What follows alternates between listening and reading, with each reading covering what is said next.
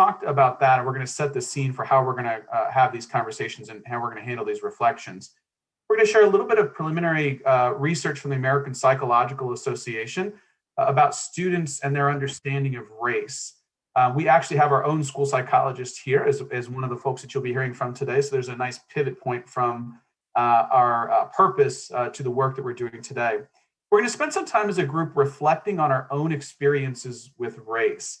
Some of what you engage in today is going to be very similar to what our staff have been engaging in for many months now, to understand where we are and where we need to go with our work around anti-racism.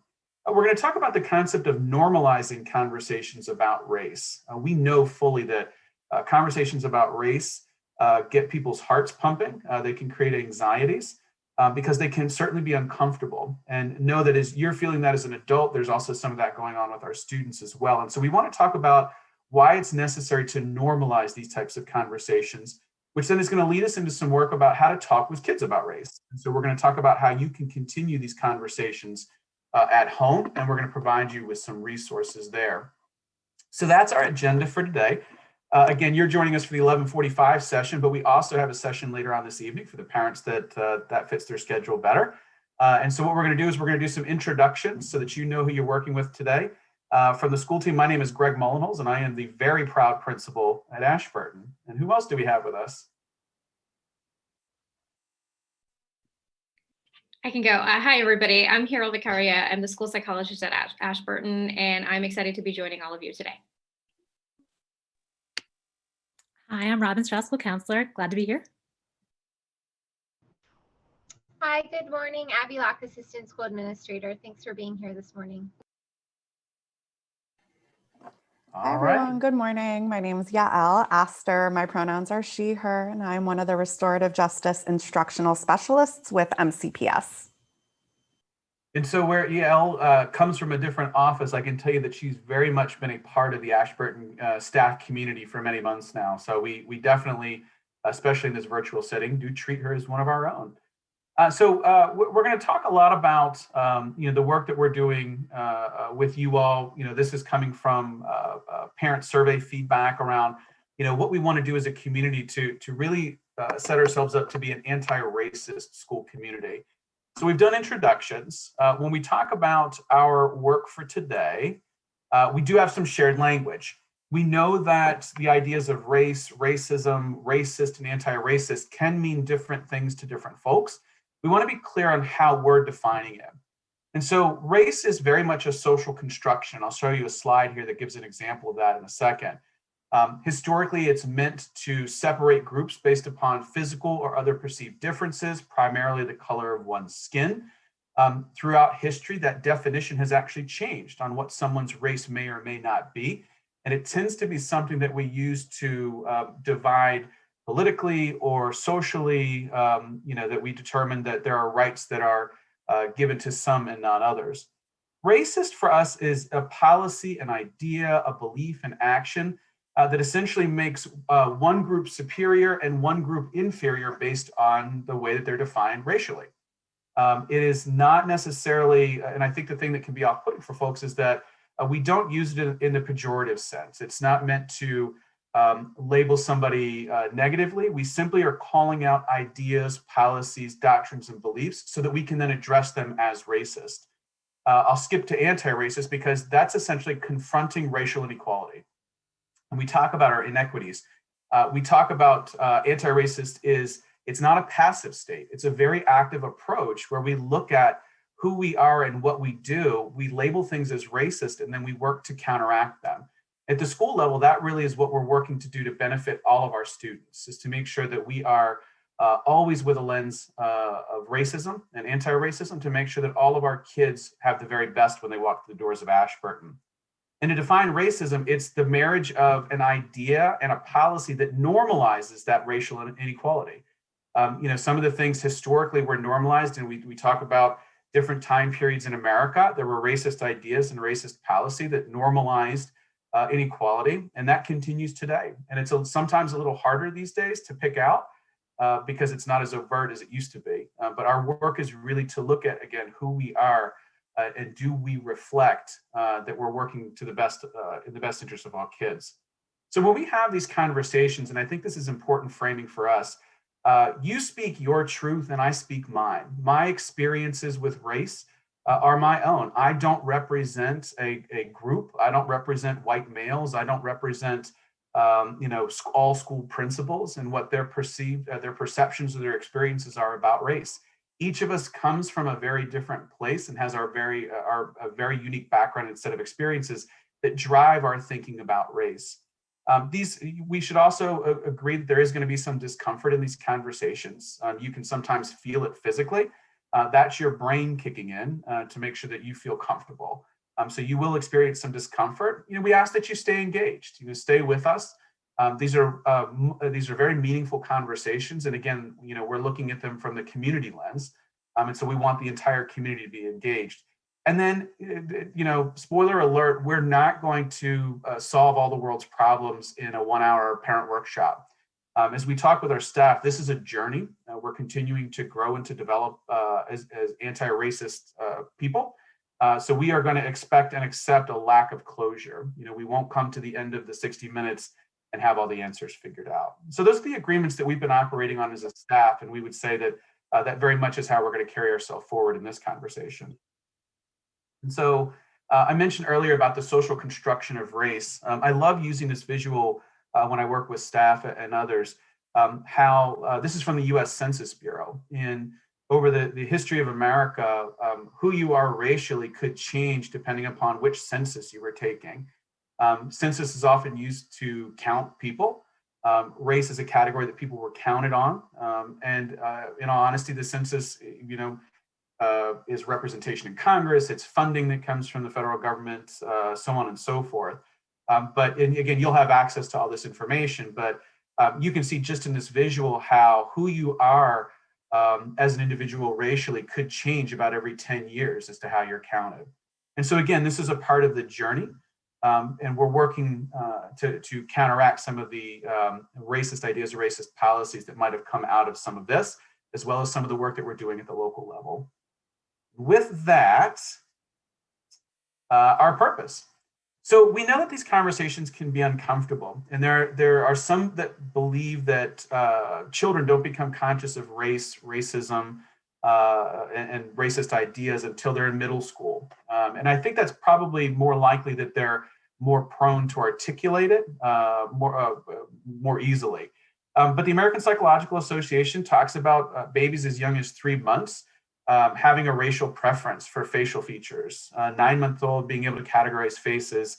By age 4, age 3 and 4, children are already associating negative traits with racial groups, and they're associating whites with wealth and higher status, discrimination. So they're picking this up somewhere. The study that this came from actually talked about when adults delay these conversations, it's because they underestimate the children's processing of race. And so this is older research, but they're actually looking at it through a newer lens. This is as recent as August of 2020. And the thinking here and their purpose in these sessions is, if we're not talking with our children about this, they're going to come up with their own ideas about this. And a lot of that could be implicit negativity that they associate certain racial categories with. And so really our work is to create a safe space for our students, to also create a similarly safe space for our parents, that we can have these courageous conversations and that we can support each other in our growth as anti-racist. So having set the purpose, we're going to hand it over to Yael and Hero to walk us through the work we're doing today. Thank you, Mr. Mullenholz. I'm just going to kind of go off of what Mr. Mullenholz described in terms of the research. So we talked about when children, and babies kind of recognize this construct, which they can't really name yet. And going along with that, we're going to talk just for a few minutes about what we can do as caregivers about our own self-reflection. So before we get into that, we talked a little bit about the norms earlier about courageous conversations. Here's a couple asks for today that we want you to keep in mind as we navigate this dialogue, which is a courageous conversation in itself. Racism is a norm, it's not an anomaly. We all have an identity, right? A racialized identity. We all have biases, right? We need to be self-reflective and aware that this exists in all of us. when we talk today, I really want us to think about student well-being in kind of a whole child focus. So this is inclusive of gender, of race, of all of those components that make up our children. We also want to prioritize that emotional safety of the folks that have been historically marginalized. And we want to prioritize that impact over the intent. So just think about these kind of bullet points as we navigate some of our dialogue next, and we ask you to do some self-reflection and know that while we reflect, there might be some feelings and might be some thoughts that come up that challenge the way that you've been thinking or further the way that you've been thinking. And I think that quote down there is just it's just a good quote to kind of think about, that disagreements occur, right? We all have our biases, we all have our identities, but what is our disagreement rooted in, right? Like, what are we disagreeing on, and what can we agree upon when we're doing this work together? So next slide.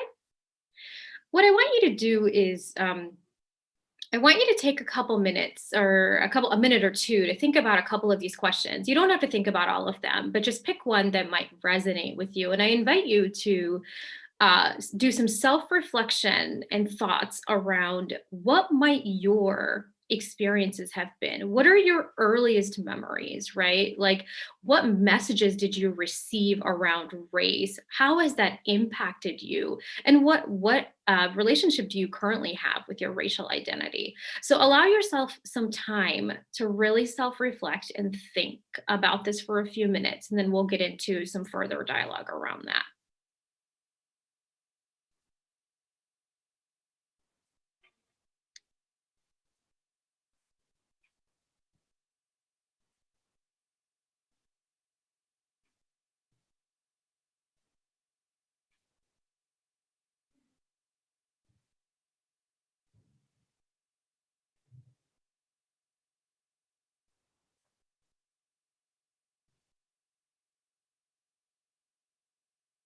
I'm going to give us about 30 more seconds. And again, you'll have these questions to think through later. 30 more seconds to just do some self-reflection.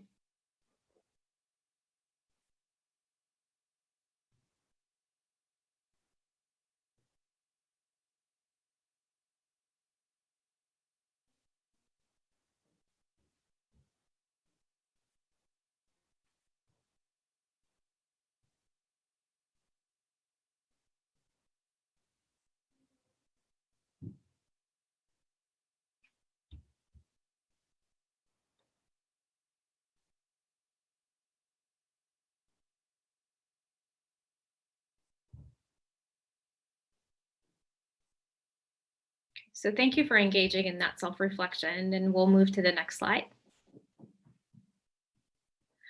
And I think one of the most important things, and I know that we've mentioned this before, we've talked about this before, is where we are all in our journey.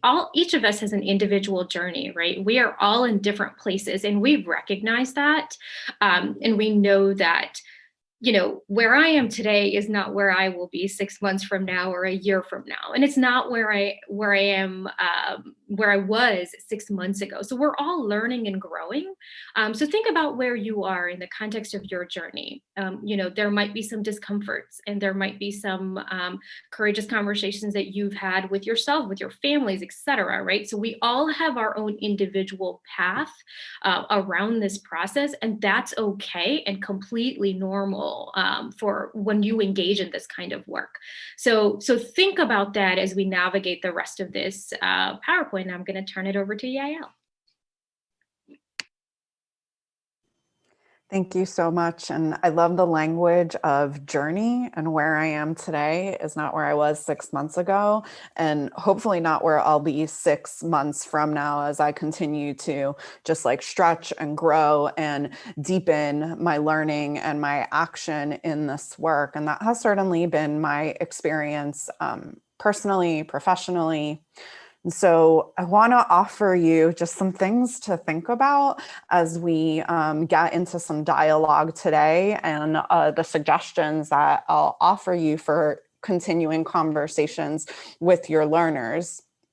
The work is imperfect, and what we want to do is embrace discomfort and vulnerability and embracing vulnerability in front of children, not feeling like we have to have all of the answers all of the time. What we want to do is use accurate language and avoid sugarcoating.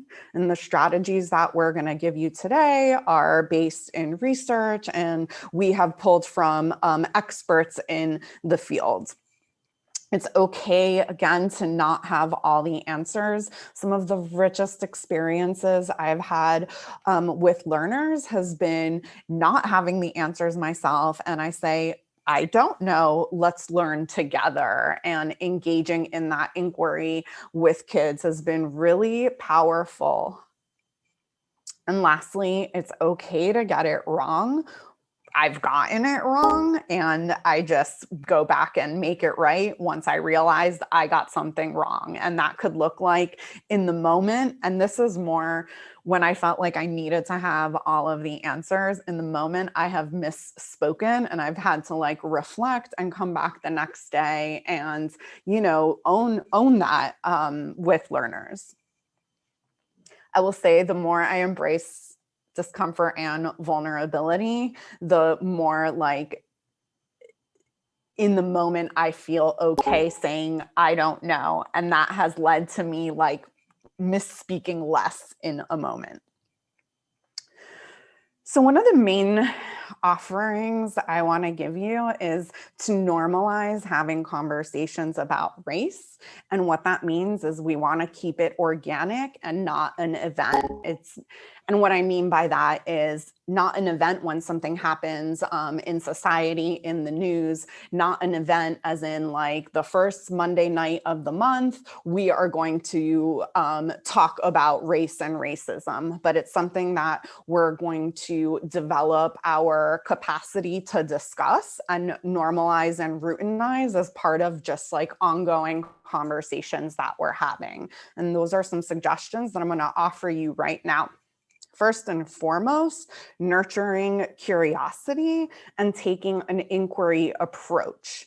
And so in the moment, what that means is when my child says something, I respond with curiosity and try to kind of dig in more into what's going on and not have a response where I am at all making a child feel like embarrassed or ashamed for not knowing. And very importantly, that I am not just ignoring what my child has said, because research shows us that when we are silent, children form their own conclusions, and we're missing the opportunity to engage in truth telling and investigation with kids. So here are just some sentence frames, and I'm going to drop a link to the chat, to the slides in the chat.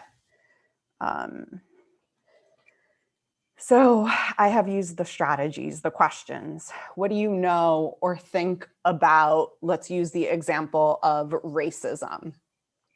What do you notice about skin color? What do you notice about religion? What do you notice about how that person is expressing their gender? What do you wonder about? Why do you think? What makes you say?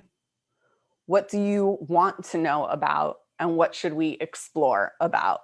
And of course, it's the ellipses there because there's no way to plan today for like every possible scenario that a child might bring up. So these are more some just like general strategies to build the conversation. And so I'll give you a very concrete example that I had happen last week following chapter 1 of this book is Anti-Racist with 5th graders. A student was feeling some kind of way about their skin color and whiteness. And so my suggestion for parents was to talk about, what do you think you know about what it means to be white? And then getting into the conversation that way.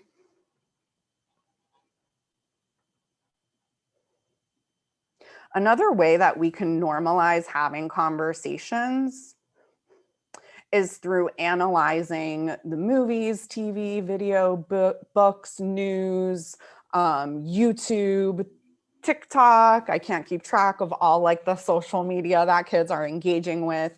But in the moment, having real-time conversations around what it is that they are consuming. And these questions are a way to build that criticality. So I know it's impossible to have your eyes on every single thing that they are watching all of the time. But let's say, you are watching a movie and something gives you pause.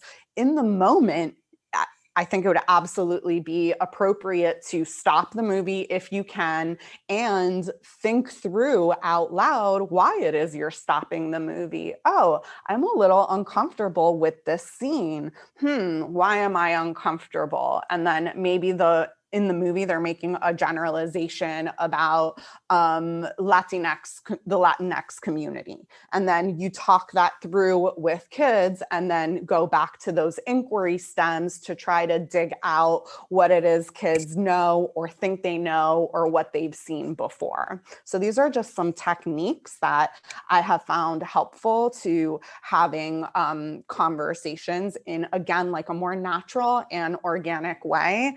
And unfortunately, there's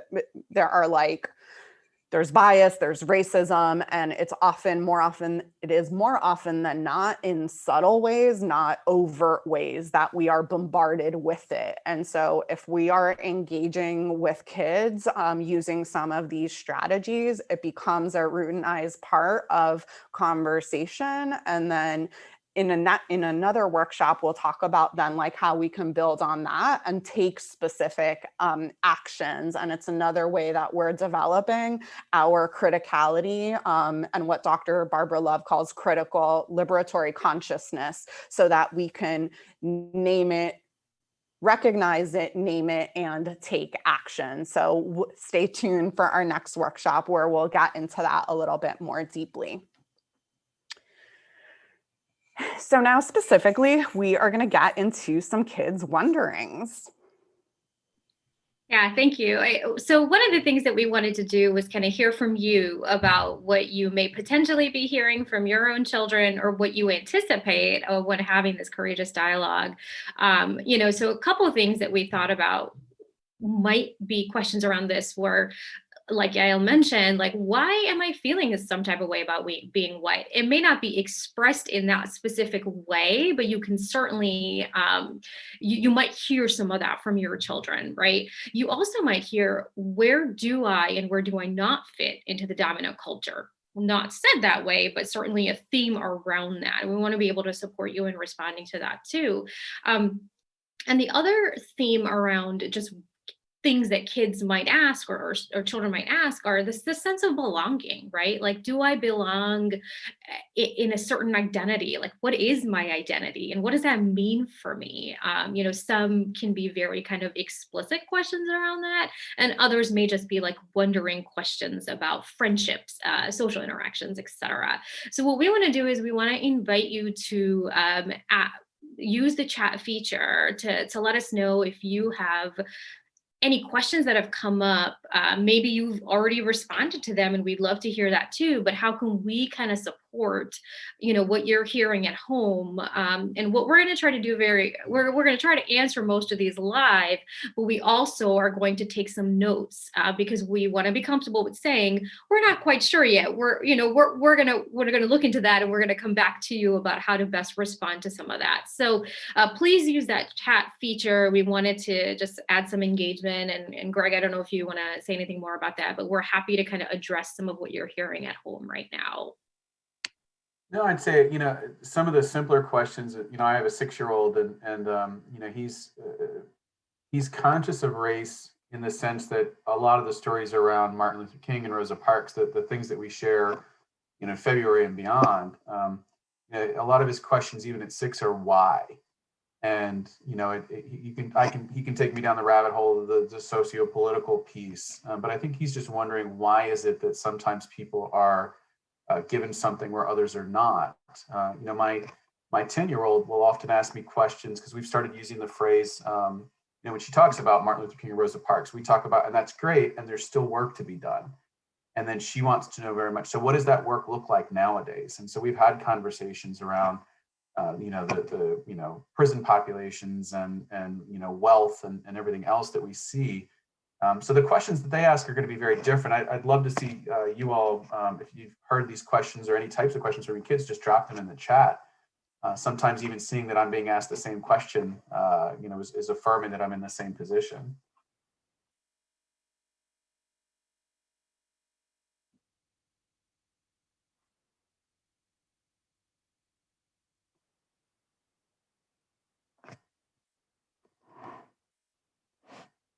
And so maybe while we're collecting questions, I'll take the first question in the chat to say, we're conscious that it is a social construct. First off, we're building an awareness with our students.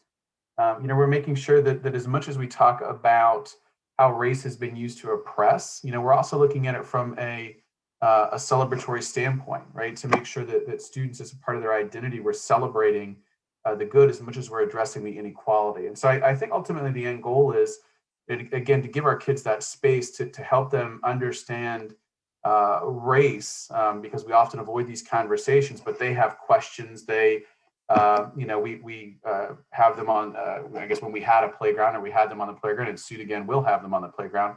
These are the things that they're discussing. And our work with the community is really around how it can be that we can engage in these conversations, not just at school, but also at home and in other realms as well.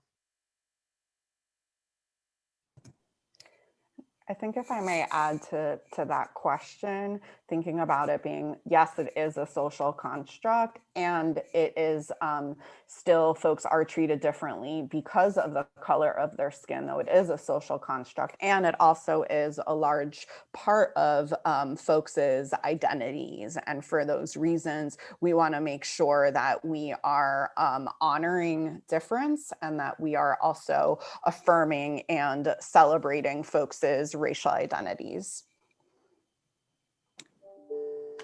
I can jump in along those those lines. I think for my fourth grader, I think the observations are often about difference. So someone has a name I can't pronounce, or someone might wear an article of clothing that's different from what I might wear, or maybe bring a different kind of food at lunchtime when they were sitting next to each other in the cafeteria. So I think a lot of them are pretty superficial, but rooted in difference. Yeah, I mean, that's a good point too. I mean, we recognize that seeing difference or seeing the same is something that's going to be relative to the kid. And many of our Black students, our brown students, they recognize race as a part of their identity more so than maybe some of our students who are closer to mainstream whiteness. And to them, it's why are they different than me? But we also want to celebrate how am I different than others. So I think that there's a balance between it. It's not to say one is better or worse than the other, but it's really to understand it and also to celebrate it as well.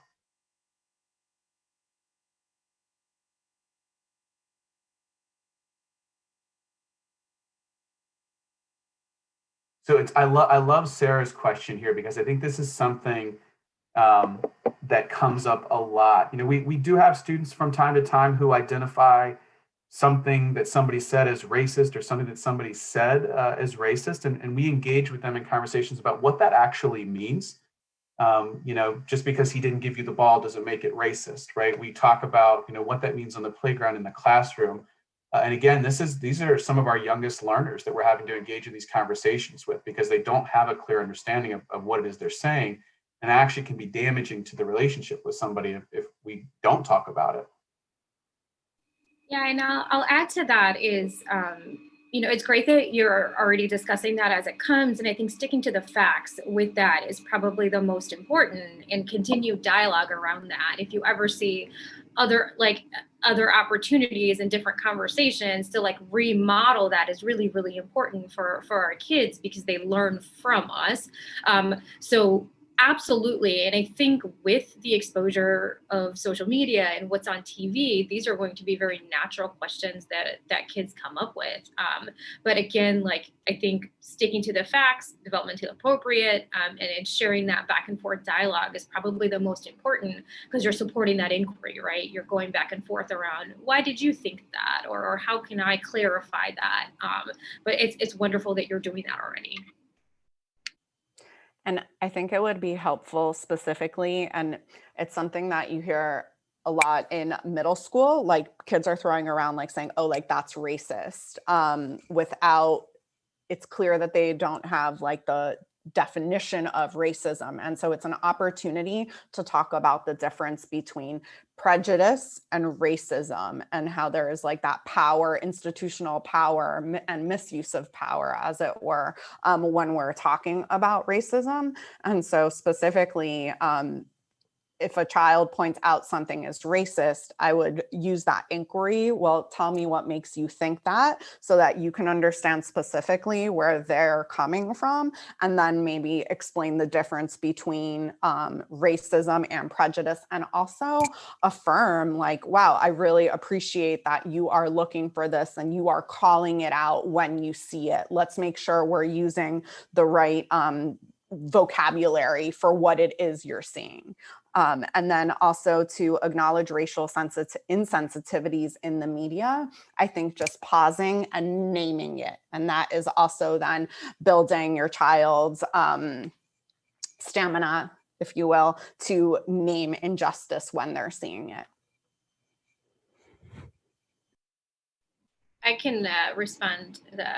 Jim, I apologize, I can't see your last name on your, but I appreciate your comment. And I think that being mindful of the fact that, yes, Bethesda is definitely unique in many, many ways in terms of the exposure that our children get to different cultures, different races. And your question about how do you prepare our children for that? And I think you're right that this is a good start, but I think also indicating that, right? Like where we live, there are some unique features about, like there's so much more exposure where you've lived. It may not be like that in other spaces, but what you've learned over time will help you navigate that if you were to go to college somewhere else, right? Or end up living somewhere else. But I think your point is really important and valid. As someone who's moved a lot, it becomes very obvious to kids, the differences in that, differences in culture diversity once you've been exposed to that. So I appreciate your comment. Mary Catherine, thank you so much for your reflection in the chat. And I'm not sure which grade your child is in, but the book that we're reading in 4th and 5th, this book is Anti-Racist. The author is a Black biracial woman, and she talks about when she's introducing us to dominant culture and identity work, she talks to us about how folks are going to try to put us into boxes and really what we can do to push back against that. And so I'm going to use that to also talk about what Esther dropped into the chat around dominant culture.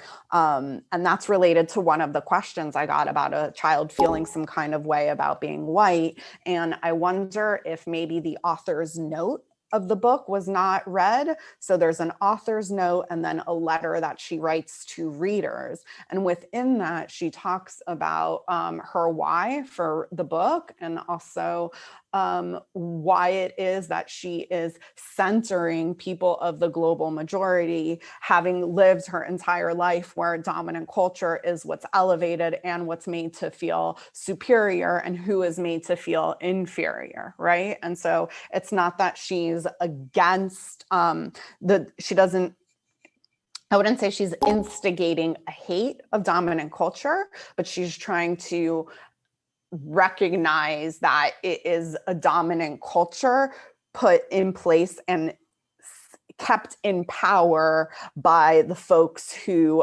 most identify with it and have chosen for whatever reason to assimilate to it. So I think the point of the book is for her to build our awareness around that, and so that no one feels bad about what their own culture is, and that they don't feel like they have to assimilate to the dominant culture. And I think just to add to that, because we had a great question in the parent information session around that, and what the direction of the book was. And we clarified that the book is not intended, nor is this work intended to say, we're moving something from the top of a hierarchy to the bottom so that we can move something else up. And in fact, what Yael shared here is that it's really about our recognizing that there is a hierarchy in terms of dominant culture, and working to understand where we fit in that, and to make sure that that culture is not negatively impacting other groups based on, what the factors of their identity are. It's really, really important. And I love, the folks in the chat that have focused on our, Bethesda in our area. One of the really interesting things is that, our school, our Ashburton community is a majority minority school. And some people don't recognize that, but we have a growing and a shifting demographic. We may not be what people typically associate with the Bethesda area, which not only, that work is important no matter what your community looks like, because if you only have 2 children of color in your school, you want to make sure that you're doing the best by them. But this is something that's becoming more and more a part of the local culture. And we're working to make sure that our kids have, both an understanding, but also a safe space to process their thoughts and their feelings around that.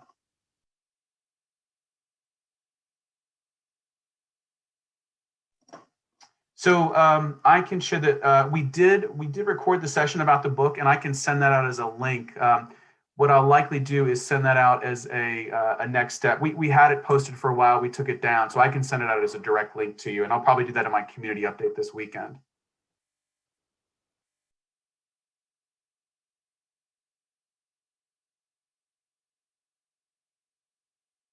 In fact, while we're doing this, I'll go ahead and drop in the direct link in the chat here too, but I'll also do that for the wider community.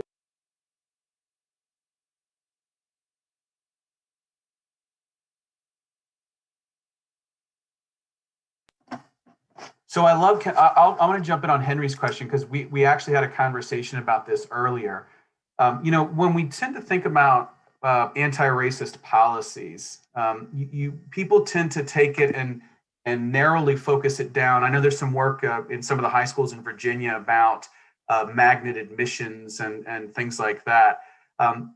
Those are certainly, that's the school system analyzing their structures, their policies, and recognizing whether or not they are actually anti-racist, or there's some racial elements, there's some racist barriers to students accessing those programs. We had a similar example in Montgomery County not too long ago. It was called the Meta Study, and many people knew it as the Choice Study. An outside agency took a look at our programming for magnet language immersion and found that it didn't have to do with admissions requirements necessarily, but simple things like communication were benefiting one racial group over another. And MCPS made some pretty significant changes. I happened to be in one of the language immersion programs at the time.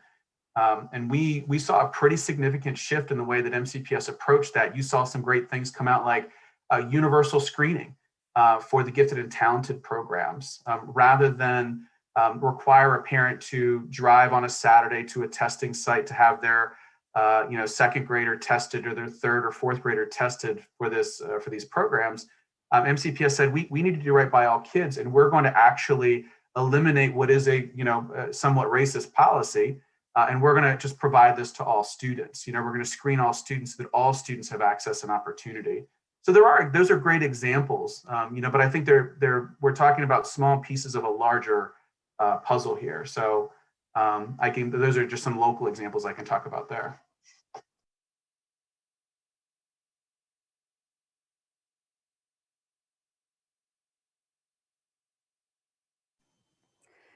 I would say to Sarah's question about privilege, that concept fits in here, and not sure if your child's in 4th or 5th, then we're going to get into privilege very specifically and what to do with privilege. And I think it's very connected here to dominant culture, right? And so who has privilege within the dominant culture, who doesn't, and how intersectionality plays in, where like my whiteness affords me privilege, and my womanness, if that's a word, is like I might experience sexism and I experience white privilege, right? And so adding that nuance and complexity to the conversation. And we have a slide. So if you want to use books to continue the conversation, so some of the main wonderings we got were around race and racism, dominant culture, and gender. And we have some very specific books that you can use to enter the conversation there and have it be, again, just like natural. We're reading this book, we're talking about these things. And one is specifically called The Power Book, and another one is called Intersection Allies, both of which which I really love, because again, it's that nuance and factoring in identities, plural, not identity, singular.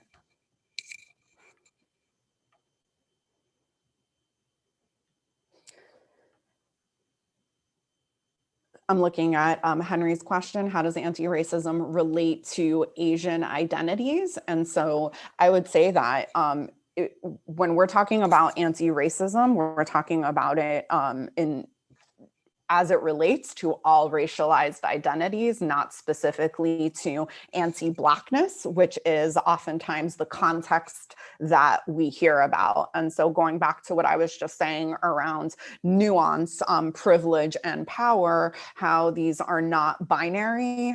It's not a binary of yes, no, and oftentimes it is something that lands on a continuum. And so those are, again, conversations that we seek to elevate, and in the spirit of not sugarcoating and of using accurate language, talking about the complexity of our identities and how in some spaces I experience privilege based on what my identities are, while in some I don't.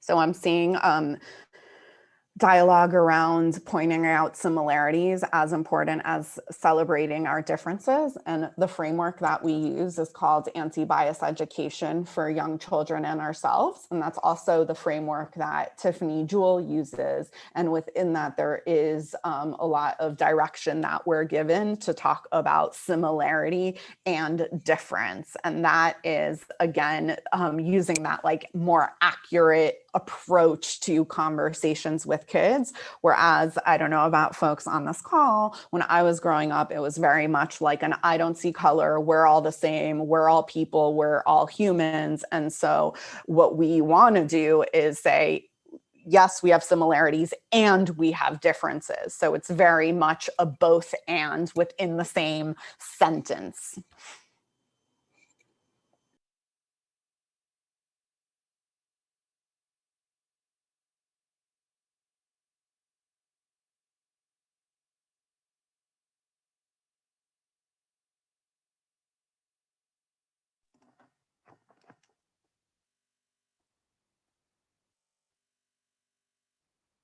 Just bringing the slides back up because I mentioned it, and so I don't want to forget these books to deepen the conversation. And again, this might just be specific. Maybe your child had no questions about race and racism, and you want to talk more about gender or dominant culture or all of the above. I think these books are all entry points depending on where you are, and I have them linked to a local bookstore, though I'm guilty of Amazon sometimes too, but they're all linked to a local bookstore if you want to just open them up and get a little bit more information. I will say the ones that I have for dominant culture, within those, there will be conversation about race, there will be conversation about gender and other racialized, other social identities. So I really like those because then I'm able to have more of a conversation around intersectionality and the nuance of our identities, and then privilege and where we fall on a continuum depending on the spaces that we're in. And I just love, can I say, these are things that I did not even start learning about or talking about until I was in college. And all of these books that you have in front of you are written for elementary age children. No shade to my parents, just it's a different time I'm in now.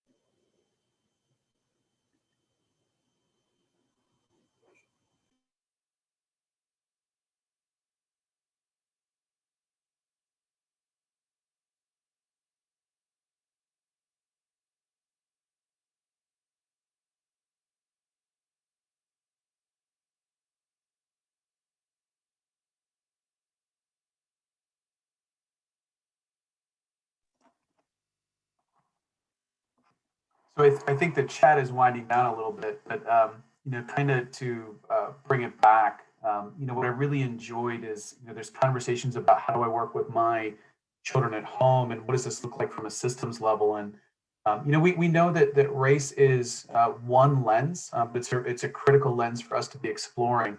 I shared in the chat that our school improvement work, one of the lenses is actually around race, but we also have to look at the influence of poverty, the circumstances of our children. We look at everything, including up to how many times a particular child or a particular race is being referred to the office for disciplinary reasons. We look at that at the elementary level. We look at it all the way through, and our staff have done a lot of work on how are we contributing, or how could we actually disrupt our contribution to what we call the school to prison pipeline. And we're not insulated at Ashburton from that. And I think that's a harsh reality for us to accept. But our work around this is really, we're doing the work with the kids, we're doing the work with the parents. But I have to say that this staff is really committed to the work, to really reflecting on who we are in terms of our position of power and privilege, and using that to make sure that we're bettering the situations for all of our students. So that's been the most exciting thing about this work. Okay. So we know that many of you have been asking for other resources and supports. And so, an outcome of this is obviously, as Yael shared, there's books and titles that you can look at to continue the conversation, just as we're doing at the school level. Really taking a look at the literature that we're using with our students in their lessons, and the time that we have with them. So, the information provided is there for you to use. I believe, Yael, unless there's anything else, we have some other resources for you. Yeah, that was it. I was going to pull up a couple of other resources that we have. And so going back to the top of our hour, we're all in different places in our journey. But if you need some more support around just like shared language definitions, racial equity tools glossary, we have that linked in there. If you just wanted to know some more about specific language for social identities, we have that link there, and some go-to websites that I use: Embrace Race, The Conscious Kid, Raising Race Conscious Children, and Talking to Kids About Racism and Justice. So those are more like comprehensive compilations where, again, depending on where specifically you'd like support, you can navigate those resources.